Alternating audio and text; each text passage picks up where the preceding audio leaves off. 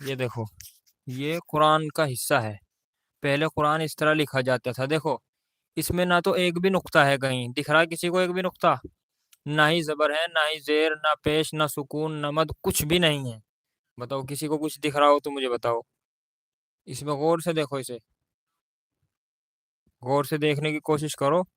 اس میں نہ ہی تو زبر ہے، نہ زیر، نہ پیش، نہ نقطہ، ایک بھی نقطہ نہیں۔ پہلے قرآن ایسا لکھا جاتا تھا، دیکھو یہ بڑی مشکل سے ڈھونڈ کے اس کو میں نے تمہارے لیے نکالا ہے، اس کو ایگزامپل، تاکہ تم دیکھ سکو۔ سمجھ میں؟ پہلے قرآن ایسا لکھا جاتا تھا، تو جیسے ہی حضرت جبرائیل لاتے تھے تو ہمارے نبی اسے پڑھ کے یاد کر لیتے تھے، اور یاد کر کے صحابہ کو لکھواتے تھے۔ تو صحابہ جو تھے اسے لکھتے تھے، اس طرح لکھتے تھے، وہ دیکھو آ رہا ہے نا، دکھ رہا ہے؟ تو اس میں نہ تو ایک بھی نقطہ ہے،